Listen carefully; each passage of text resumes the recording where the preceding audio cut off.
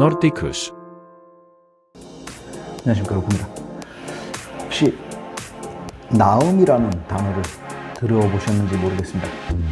제가 한국에 와서 가장 크게 놀랐던 단어 중에 하나가 되겠습니다.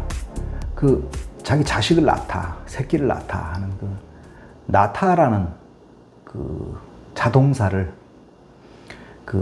자기가 당했다는 수동형으로 바꿔서 쓰는 나음이라는 단어가 되겠습니다. 나는 나음을 당했어 라는 것이 표현되는 말인데요. 이것으로 봐서 조금 넓게 생각을 한다면 나는 내가 원하지 않는 시기에, 원하지 않는 장소에, 원하지 않는 부모 밑에서, 원하지 않는 사회에 나음을 당했다. 그래서 이러한 불행을 겪고 있고, 이러한 억울한 사태에 얘기할 사람도 없고, 들어줄 사람도 없고, 또 내가 하고 싶은 것을 하지도 못하는 이런 답답함 속에 갇혀 있다라는 그런 불만 표현이 되겠습니다. 경제 발전을 하면서 누군가는 불만을 갖게 돼 있죠. 경제 발전이 아니라도 인간이 사는 사회는 누구나 불만을 갖게 돼 있습니다. 그것이 인권일 수도 있고요. 또 부의 재분배라고 얘기할 수도 있고, 빈부의 논리라고 이야기할 수도 있겠습니다. 그게 왜 생겼나? 어떻게 하면 없애겠나? 라는 것을 이야기 드리려고 하는 것이 아니라 그것은 자연스러운 것이라는 것을 말씀드리고 있습니다.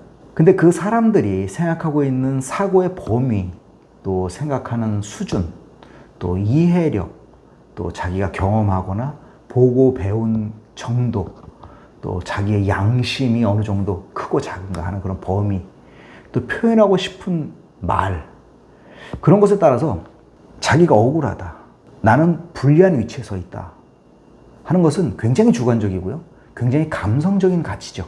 제가 어느 글에서 또 어느 방송에서 스웨덴이라는 국가가 한 장애 학생을 위해서 1년에 10만 유로가 넘는 예산을 한 사람을 위해서 쓰고 있는가에 대한 그 이유에 대해서 말씀을 드린 적이 있습니다.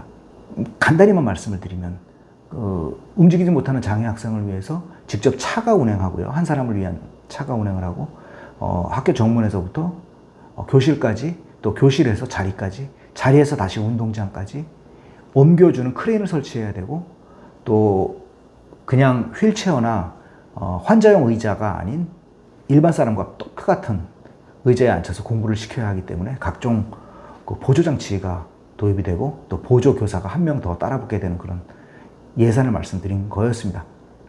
근데 이것과 마찬가지로 신체적인 장애가 있지만 정신적인 장애도 우리는 알고 있습니다. 정신적인 장애나 신체적인 장애는 회복은 가능하지만 완치가 되지는 않는다는 것이 결론입니다. 이것이 완치가 안 되기 때문에 이 사람이 후에 사회로 나왔을 때 그 사회에서 책임을 져야 되는 것은 당연하다라는 생각을 북유럽 사회는 가지고 있습니다. 그렇기 때문에 이 책임을 조금이나마 사회에서 덜고자, 또 반대로 이야기하면 이 장애를 가지고 있는 분들이 좀 더 쉽게 사회에 적응하고자 미리 어려서부터 적응 훈련을 시키고 또 적응 교육을 제공해야 될 의무가 있다라고 생각하는 거겠죠. 근데 이것이, 저는 신체적인 장애를 말씀드렸습니다만 나음이라는 단어를 쓰는 정신적인 장애에도 포함을 시킬 수밖에 없지 않나 라는 생각을 합니다. 상상은 이렇게 시작을 합니다. 왜 내 얘기를 이해를 못하는 건가? 이 사회는 내 얘기를 듣질 않는 건가? 내가 살고 있는 이 나라가 뭔가 잘못된 거 아니냐?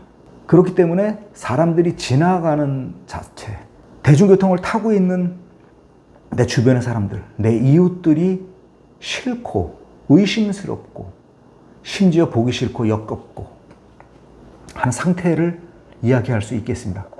이런 정상적인 상태에서도 반감이 드러나는 것을 보면 약간의 문화적인 그런 낮은 문화를 본다든지 불법 행위를 본다든지 하면 이런 장애를 겪고 있는, 정신적인 장애를 겪고 있는 분들이 얼마나 더 많은 고통을 느끼겠습니까?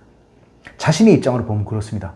하지만 다른 사람의 눈으로 보면 개인만의 문제일 뿐이죠.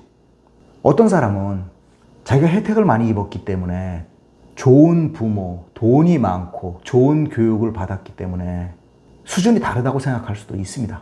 내가 할 수 있는 그 경험을 돈으로도 할 수 있다라는 그런 생각을 할 수도 있겠습니다. 하지만 잘 생각해 보면 올바른 인성과 자기 가치관이 세워지지 않은 상태에서의 경험은 오히려 지능적인 나쁜 일이 될 수도 있지 않나라는 생각을 하고 있습니다. 남들은 왜 내 이야기를 이해를 못하지라는 생각은 당연히 남들은 내 이야기를 이해할 수 없습니다. 왜냐하면 다른 사람은 내 생각을 모르고 내 가치를 반대할 수 있거나 내 가치를 인정하지 않기 때문입니다. 그것이 내가 상대방을 존중하지 않다거나 상대방이 틀렸다는 이유가 될 수는 없는 거겠죠. 그냥 저만 좋고 저만 나쁘게 생각하는 그런 이야기가 되겠죠. 왜 여기서 나만 그러고 다른 사람은 안 그러고 이 나라는 왜 그러고 이 사회는 이러고 이 나라의 국민성은 어떻고 이야기를 해보고 외쳐봐야 이해를 못하는 사람이 더 많다고 생각합니다. 그 사회 안에서는 같은 논리로 내 이야기를 들어주지 않는 사람이 더 많을 것이라고 생각하지만 그 반대에서 보면 오히려 그 반대가 나타나죠. 왜 이 나라의 출산율은, 왜 이 나라의 부의 배분은 이렇게밖에 되지 못하는가라는 불만을 가질 수도 있겠습니다. 이것은 한편으로 아주 자연스러운 현상이고 누구나 겪는 문제라는 것을 알고 있습니다. 이것을 어떻게 고치고 어떻게 반대하고 어떻게 좋게 개선하느냐의 문제가 아니라 자연스러운 현상으로 받아들여야 되지 않나.